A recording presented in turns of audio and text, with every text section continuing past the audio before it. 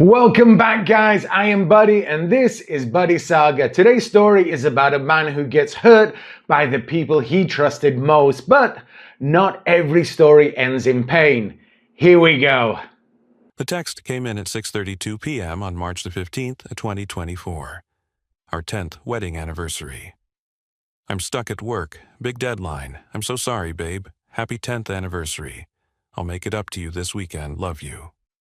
3 heart emojis. A kiss face emoji. The digital shorthand of a woman who had been lying to me for 14 months and had gotten so comfortable with it that she could decorate her lies with little cartoon hearts.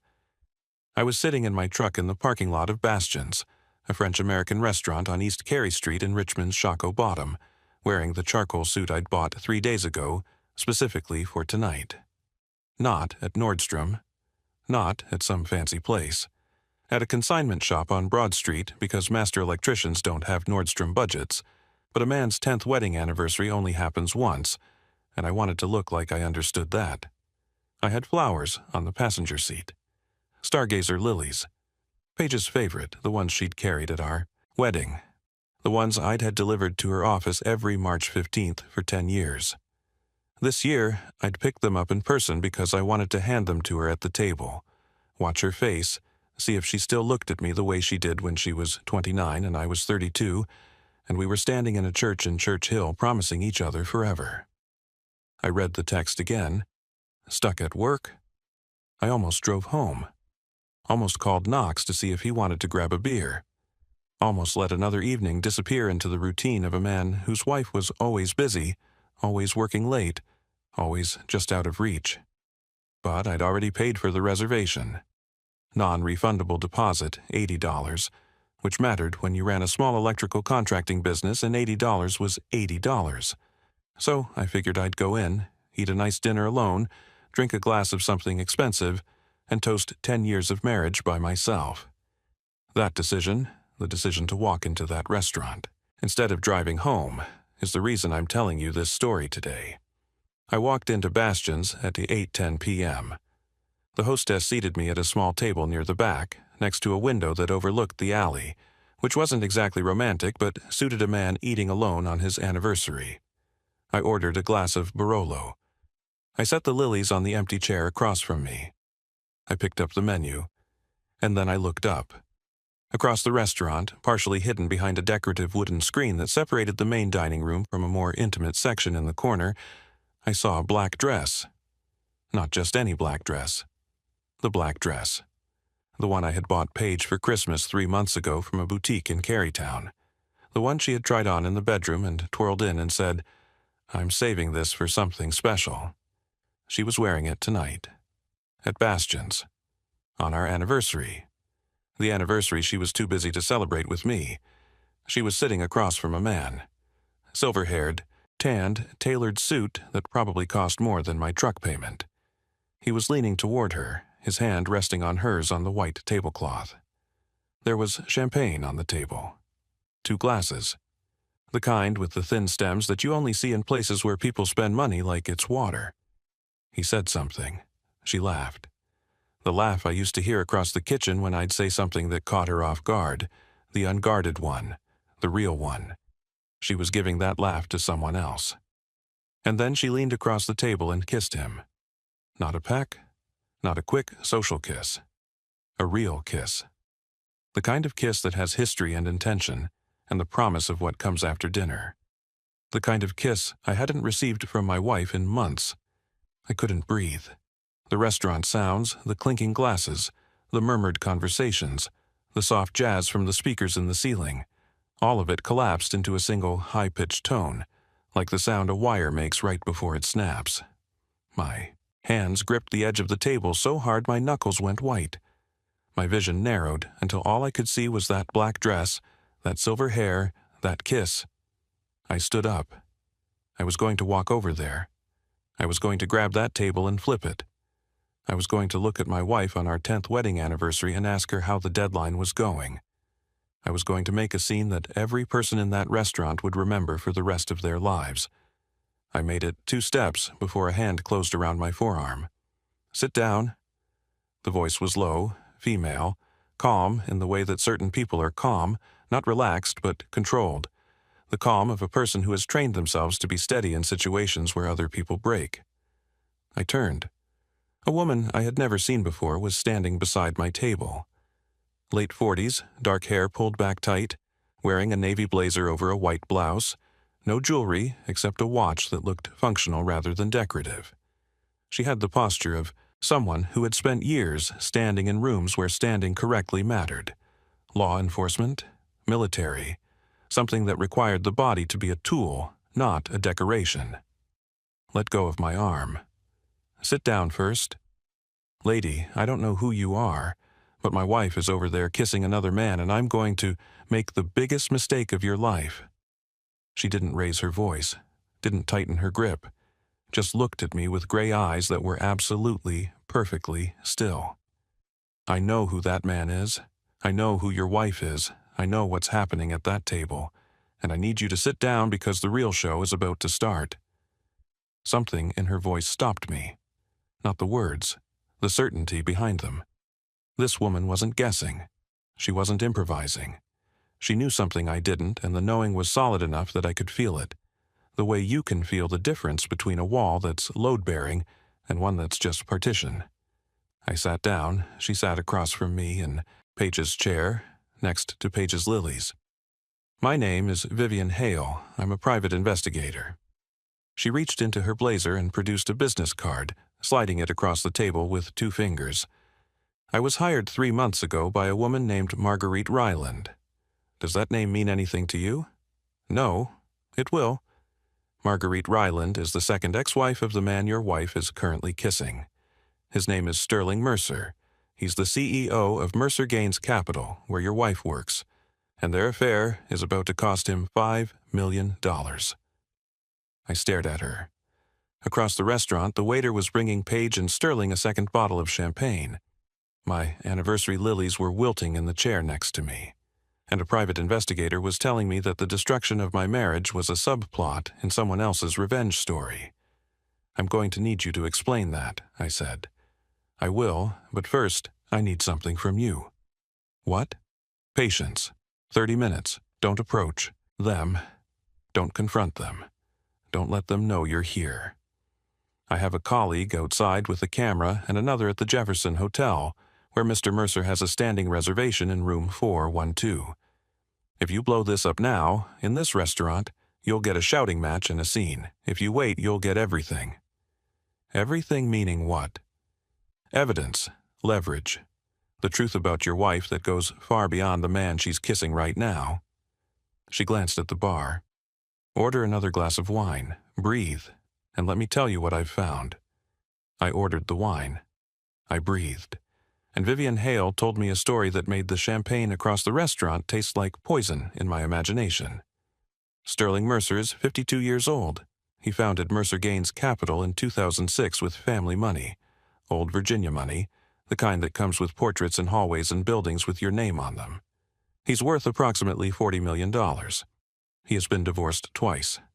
His first marriage ended. In 2012, unremarkable, no children. His second marriage to my client Marguerite Ryland ended in 2021. Why did it end? Because Marguerite discovered that Sterling was having an affair with his executive assistant, a woman named Elise Corwin.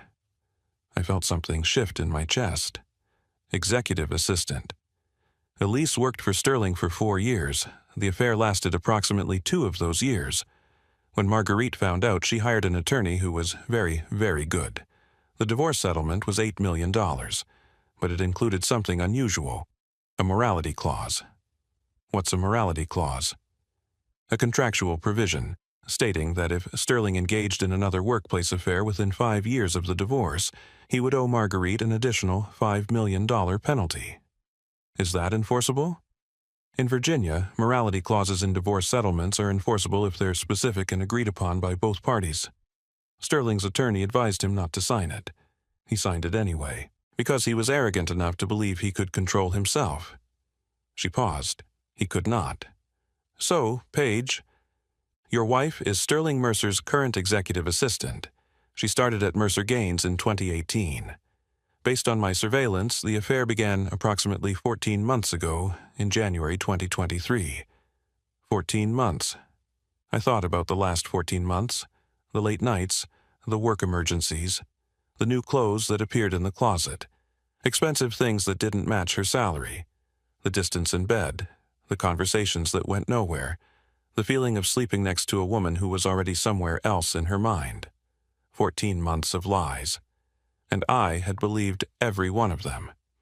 "There's more," Vivian said, "and this is the part that matters to you directly." She reached into her blazer again and produced a folded piece of paper, a bank statement. She slid it across the table. "During my investigation of Sterling, my forensic team discovered that your wife has been receiving payments beyond her salary, approximately $15,000 per month, deposited into a personal account at Virginia National Bank, in Paige Sable's name only." I looked at the statement. Account number. Balance: $211,847.33. Deposits listed monthly, each for $15,000, from an entity called Mercer Advisory, LLC. What is Mercer Advisory, LLC? A shell company registered to Sterling Mercer. It has no employees, no clients, no operations. Its sole purpose, as far as I can determine, is to funnel payments to your wife. $15,000 a month, for 14 months. Approximately $210,000 total. I set the bank statement down. Picked up my wine, set it down without drinking. My hands were doing that thing again, the trembling, the loss of control that I had never experienced in 20 years of working with live wires and junction boxes and panels that could kill you if your hands weren't steady. She's been hiding $210,000 from me.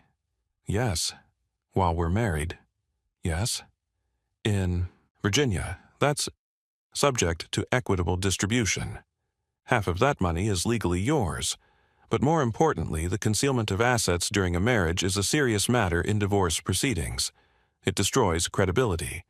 And in custody disputes, a parent who has been systematically deceiving their spouse for over a year is not a parent the court tends to favor. I looked across the restaurant. Paige was laughing again. Sterling was refilling her champagne.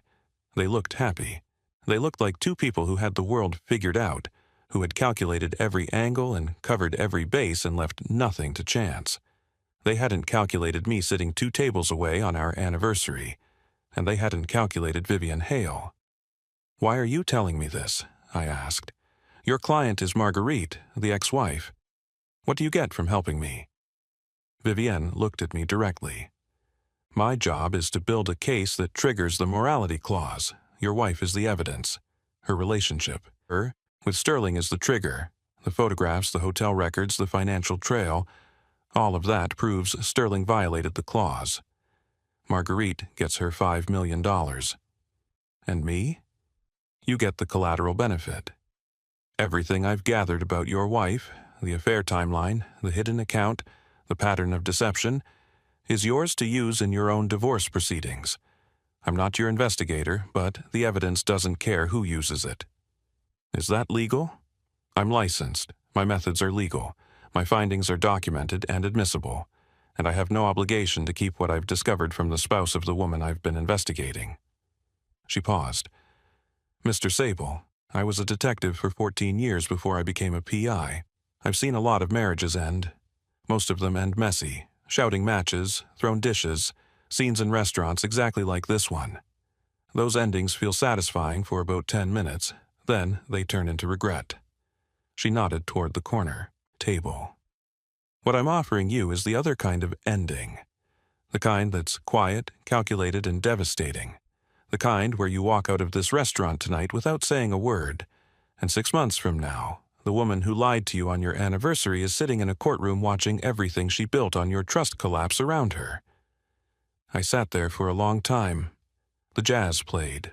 The restaurant murmured. My wife drank champagne with a man who had paid her $210,000 to betray me, and I made a decision. Tell me what to do. Go home, kiss your kids goodnight, act normal. Tomorrow, call an attorney. I'll send you my full case file, the photographs, the hotel records, the financial analysis. Your attorney will know what to do with it. And tonight, they're going to leave this restaurant and go to that hotel. Yes, and my colleague will document every moment of it. Time-stamped photographs, video of them entering and exiting, credit card receipt for the room. By tomorrow morning, I'll have an evidence package that no judge in Virginia will ignore. I looked at the lilies in the chair. Stargazer lilies. The ones she'd carried at our wedding. I had bought them for a woman who didn't exist anymore. Maybe she'd never existed. Maybe the woman who promised me forever in that church in Church Hill was already someone else, someone I couldn't see because love is a blindfold we tie on ourselves. I stood up, left cash on the table for the wine, picked up the flowers. "Mr. Sable," Vivian said. I turned. "Happy anniversary." It wasn't cruel, it wasn't sarcastic. It was the quiet acknowledgement of a woman who had spent 14 years as a cop and 10 years as a PI, watching people's lives get dismantled, and who knew that sometimes the only thing you can offer someone is the truth, even when the truth is a knife. I walked out of Bastion's at 9:07 p.m., through the main dining room, past the bar, past the hostess stand, and out the front door into the March night. I didn't look at the corner table. I didn't look at Paige. I didn't look at the black dress I'd bought her, or the champagne I hadn't paid for, or the man whose hand was on my wife's hand on the night that was supposed to be ours. I got in my truck, put the lilies on the passenger seat, started the engine, and drove home. Ryland and Odette were asleep. The babysitter, a high school girl from down the street, was watching something on her phone in the living room. I paid her, thanked her, locked the door behind her. Then I went upstairs and stood in the doorway of my children's room. Ryland was 7, sprawled across his bed the way 7-year-old boys sleep, every limb pointing a different direction, like he'd been dropped from a height. His mouth was open. His baseball glove was on the nightstand because he'd been sleeping with it since I'd coached his first game in the fall. Odette was 4, curled up with her stuffed rabbit, her thumb hovering near her mouth. A habit she was trying to break, but kept returning to in her sleep when the conscious effort relaxed. Her hair was tangled. She'd need it brushed in the morning, and she would fight it, and I would be patient, and we would get through it the way we got through everything, together. I stood there for 20 minutes, watching my children breathe, thinking about the woman I had married and the man she was with, and the $210,000 she had hidden from me, and the 14 months of lies that I had mistaken for a marriage going through a rough patch. I didn't cry. I wanted to, but the tears wouldn't come. Something harder than tears had formed in my chest, something forged in the 10 seconds between seeing the kiss and feeling Vivian's hand on my arm. Not rage, not grief, resolution. The cold, structural certainty that I was going to dismantle the lie my wife had built, not with noise, not with a scene in a restaurant, but with the methodical precision of a man who spent his life wiring buildings so the lights stayed on. The lights were about to go out on Paige. Let me tell you who I am, because what Paige did to me only makes sense if you understand who she did it to. My name is Aldrich Sable. I was born in 1980 in Church Hill, Richmond, one of the oldest neighborhoods in Virginia, the kind of place where the houses lean and the porches sag, and the people inside them are tougher than the architecture. My mother, Della, raised me and my 2 brothers alone. She was a postal worker, 31 years carrying mail through the streets of Church Hill, through summer heat and winter ice, and the occasional dog that thought her ankle looked like lunch. She made $38,000 a year at her peak. She never complained. She never called in sick. She never let us see her struggle, which meant she was always struggling. I became an electrician because electricity made sense to me in a way that school didn't. The logic of circuits, the predictability of current, the satisfaction of making something work that didn't work before. I got my journeyman's license at 23, my master's license at 27, and in 2009, at 29, I started Sable Electric with 1 van, a set of tools, and a $12,000 loan from a credit union in Church Hill that probably shouldn't have approved it but did, because the loan officer knew my mother and figured any woman who carried mail for 30 years probably raised a son who paid his debts. She was right. I paid the loan back in 18 months. By 2024, Sable Electric had 8 employees, 2 service vans, contracts with 3 property management companies, and a reputation across Richmond for showing up on time, doing the work right, and not charging for things we didn't do. Revenue, approximately $110,000 for me after expenses and payroll. Not wealthy, not poor, just a man who built something honest and kept it running. I met Paige Langford in 2012 at a friend's barbecue in the Fan District. She was 29, working as an administrative assistant at a law firm, saving up for a certification program. I was 32, 3 years into building Sable Electric, wearing a polo shirt that had a small electrical burn near the collar because I'd come straight from a job site and didn't have time to change. She didn't care about the burn. She said it made me look like someone who actually worked for a living, which she found refreshing after spending her days surrounded by lawyers who thought physical labor was something that happened to other people. We dated for 2 years. Married March 15, 2014, at St. Patrick's Church in Church Hill. Small ceremony, 70 guests, a reception at the VFW Hall where Knox's cousin played guitar. My mother made the potato salad. Paige's parents drove up from Roanoke and seemed cautiously pleased that their daughter was marrying a man who owned a business, even if that business involved crawl spaces and junction boxes. For 8 years it was good. Not spectacular. Real. The kind of marriage where you argue about the dishwasher and makeup before bed and drive to your kid's soccer game on Saturday morning with coffee in a travel mug and the quiet understanding that this, all of this, is what you signed up for. Ryland came in July 2016. Odette in September 2019. The house on Montrose Avenue, 3 bedrooms, needed rewiring when we bought it, which I did myself over 6 weekends because that's what electricians do. They fix what's broken, even when it's theirs. Paige started at Mercer Gaines Capital in 2018. It was a step up from the law firm. Better pay, better title, benefits. She was excited. She talked about Sterling Mercer like he was a character in a novel, this larger-than-life figure who ran a $200 million fund and wore custom suits and had a corner office with a view of the James River. I was happy for her.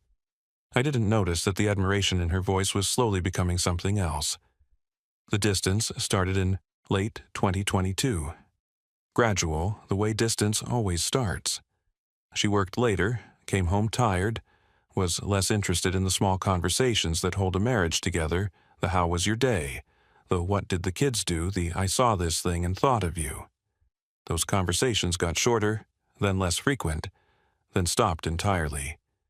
We still talked, we just didn't say anything. I thought it was the job. I thought it was stress. I thought it was the ordinary erosion that every marriage goes through in the middle years, when the romance fades and the routine sets in, and you have to decide whether to fight for it or let it drift. I chose to fight. I planned the anniversary dinner. I bought the suit, I picked up the lilies. I made the reservation at Bastion's because Paige had mentioned once, months ago, that she'd heard it was romantic, and I had filed that information the way I file everything, carefully, for future use. She filed it, too, for a different dinner, with a different man. The morning after the restaurant, I called Boone Taggart. Boone was 53, divorce attorney, former military JAG officer. His office was on Main Street in a building that had been a bank in the 1920s, which felt appropriate because divorce in Virginia is essentially a financial audit conducted under emotional duress. "Walk me through it," Boone said, pouring coffee from a pot that looked like it had been brewing since the Cold War. I walked him through it. The anniversary, the text, the restaurant, Vivian Hale, Sterling Mercer, the morality clause, the hidden account, the $210,000. Boone listened without interrupting. When I finished, he set down his coffee and said, "How do you feel?" Like I've been wiring a house for 10 years, and someone just told me the whole thing was on the wrong circuit. That's about right. He opened a legal pad. Here's what we're going to do. Virginia is a fault-based divorce state. Adultery is grounds, and you have professional-grade evidence. The hidden account is concealment of marital assets, which is going to destroy her credibility in equitable distribution, and the fact that the money came from her boss, the man she's sleeping with. Structured through a shell company to avoid detection, That's not just deception, Aldrich. That's a conspiracy between your wife and her employer to defraud you. What about custody? A parent who has systematically lied to their spouse for 14 months, concealed $210,000, and conducted an affair with their boss is not a parent. The court is going to view favorably. I'm going to pursue primary custody for you, and based on what you're telling me, I think we'll get it. What about Sterling? Sterling is Marguerite Ryland's problem, and based on the morality clause, he's about to have a very expensive one. But his involvement with your wife, the payments, the shell company, the hotel room, all of that becomes part of our case file. The judge is going to see the full picture. How long? 6 months, maybe less if she's smart enough to settle. And Aldrich? Yeah? You did the right thing last night, sitting there instead of walking over to that table. Most men would have blown it. You didn't. That patience is going to win you this case. I didn't feel patient. I felt like I was being electrocuted from the inside. That's what patience feels like when it matters. Vivienne delivered her evidence package to Boone's office the following week. It was, as she had promised, airtight. 47 photographs spanning 3 months. Time-stamped entries and exits from the Jefferson Hotel, room 412, on 11 separate occasions. Credit card receipts, the hidden bank account statements, text messages between Page and Sterling obtained through legal discovery, and the documentation of Elise Corwin, the previous executive assistant. Sterling's pattern, established and repeatable. Boone filed for divorce on April 3, 2024. Page was served at her office, at Mercer Gaines Capital, in front of Sterling Mercer's corner office with the view of the James River. That evening, she came home in tears. Aldrich, what is this? Why are you doing this? I was sitting at the kitchen table, the same table where we'd eaten 10 years of dinners, the same table where Ryland did his homework and Odette drew pictures of horses. I had a glass of water in front of me. Nothing else. No documents, no evidence, no props. Just me and the truth and the quiet certainty that I had built my case the same way I built everything else, carefully, correctly, with the wiring hidden behind the walls where it belonged. You know why. Is this because I've been working late? Aldrich, I told you, the job is demanding. Paige, stop. She stopped. I was at Bastion's on our anniversary. I saw you. The color drained from her face the way current drains from a circuit when you kill the breaker, all at once. Complete. You were.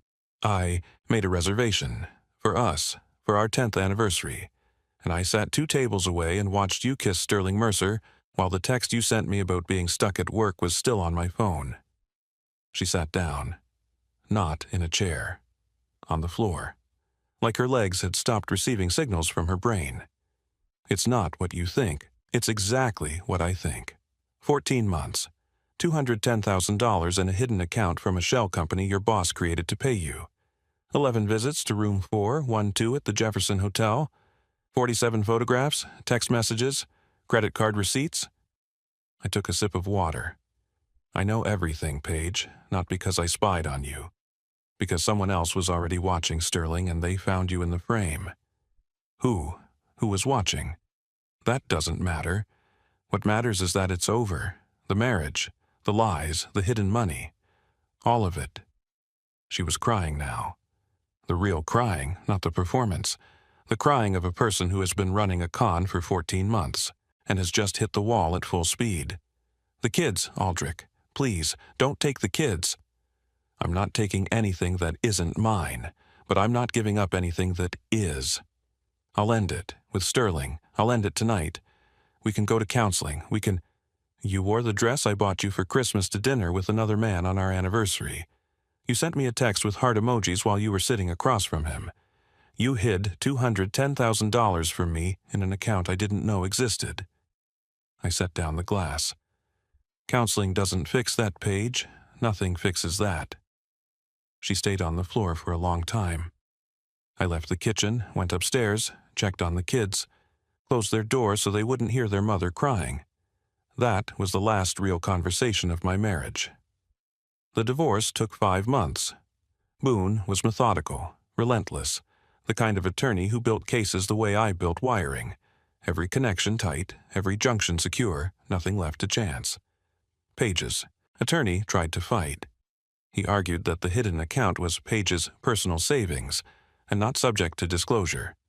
Boone presented the Mercer Advisory LLC records showing the payments originated from Sterling's shell company. The judge was not impressed with the personal savings argument. He argued that the affair was not relevant to custody.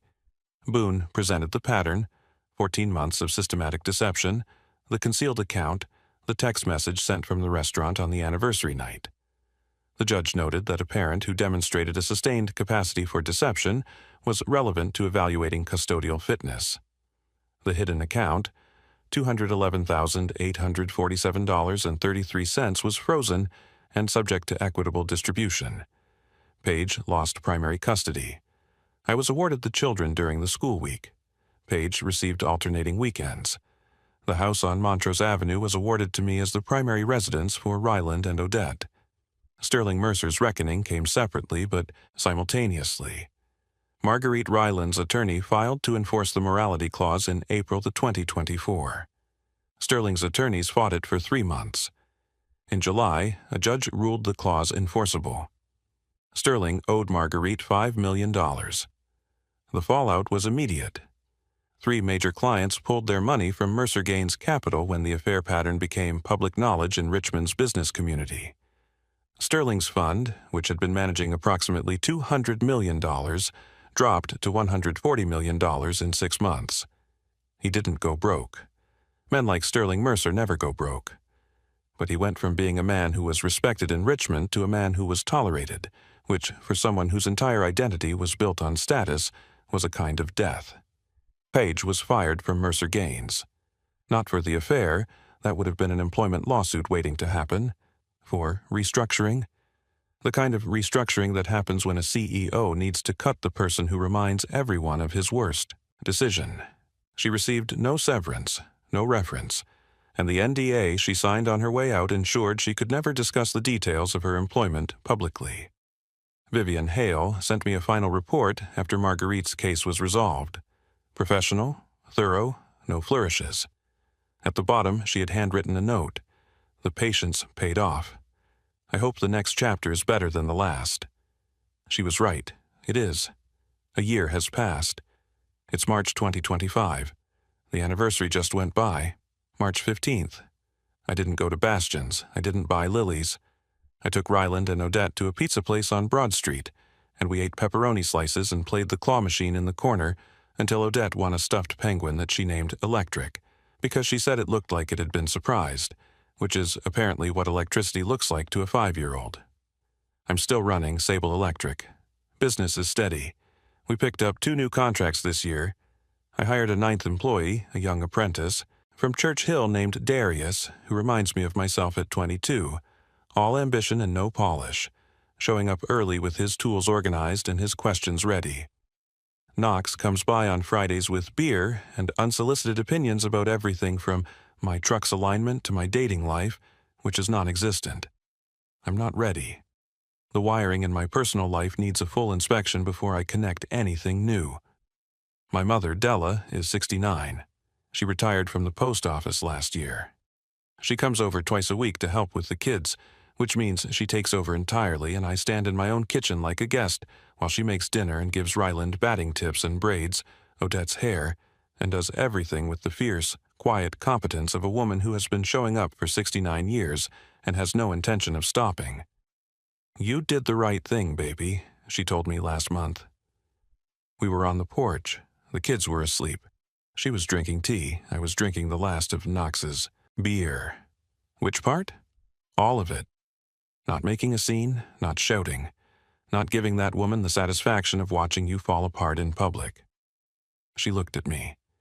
You know who taught you that. You. Me. And the United States Postal Service. Rain, snow, sleet, hail, and cheating spouses. You just keep delivering. Ryland is 8 now. He's in 3rd grade, playing baseball, developing a curveball that his coach says is promising. And I say is, hold off on the curveball until you're 12 or you'll destroy your elbow. He asks about his mother. I tell him the truth in age-appropriate doses. Mommy and Daddy aren't together anymore, but Mommy loves you, and you'll see her every other weekend. Odette is 5. She started kindergarten in September. She comes home with art projects and stories about her new best friend, a girl named Rosario. And she still fights me on the hairbrushing every morning. And I'm still patient, and we still get through it. They are the reason I sat down in that restaurant. They are the reason I didn't walk across that dining room and grab Sterling Mercer by his tailored lapels and make a scene that would have given Page's attorney ammunition for a decade. They are the reason I listened to a stranger who told me to wait, and they are the reason the waiting was worth it. I'm in my truck right now, driving to a job site in Henrico County. Ryland is in the passenger seat because it's a teacher workday, and I'm letting him ride along. He's got his baseball glove on his lap, and he's asking me questions about wiring that I answer with the patience of a man who knows that teaching is just another form of building. Dad, how do you know which wire goes where? You read the blueprints, you follow the code. And when the blueprints don't match reality, which happens more than you'd think, you use your experience and your judgment. What if you get it wrong? Then the lights don't come on, or worse, something shorts out and you've got a problem, so you don't get it wrong. But what if you do? Then you find the mistake. You trace the circuit, you fix it, and you make sure it doesn't happen again. He thought about that for a while, turning his glove over in his hands. Is that what happened with you and Mom? A wrong wire? I looked at my son, 8 years old, too young for the truth, too smart for a lie. Something like that, buddy, but the house is rewired now, and the lights are on. He nodded, seemed satisfied. Went back to his glove. I turned onto the highway. The morning sun was coming through the windshield, warm and gold, the kind of light that makes Richmond look like it was designed to be beautiful. My truck smelled like coffee and electrical tape, and the particular optimism of a man who has work to do, and someone to do it for. A year ago, I was sitting in a restaurant watching my wife kiss another man on our anniversary. I was 2 steps from destroying everything, making a scene, losing my leverage, giving Paige the ammunition she needed to paint me as the unstable one. A stranger grabbed my arm and said, "Stay calm, the real show's about to start." I stayed calm. The show started. And when it was over, the lights went out for everyone who had been operating in the dark. But mine stayed on. They always do. Now, I want to ask you something. What would you do if you were sitting 2 tables away from your spouse on your wedding anniversary, watching them kiss someone else? Would you confront them? Would you flip the table and make a scene that every person in that restaurant would remember? Or would you sit down, listen to the stranger, and let patience do what anger never could? And here's the deeper question. Have you ever discovered a betrayal so complete that it changed the way you see the person you loved most? Not just the affair, not just the lie, the whole architecture of the deception, the hidden money, the rehearsed excuses, the text messages with heart, emojis sent from the table where they were sitting with someone else. Have you lived through that? And how did you survive? Drop your answer in the comments. I read every single one. If this story reached into your chest and grabbed something, hit that like button. Share it with someone who needs to hear it, especially anyone who's sitting in a restaurant right now, figuratively or literally, watching something they don't want to see and wondering what to do next. Stay calm. The real show's about to start. Comment your thoughts below and subscribe to the channel so you never miss another story. I'll see you in the next one.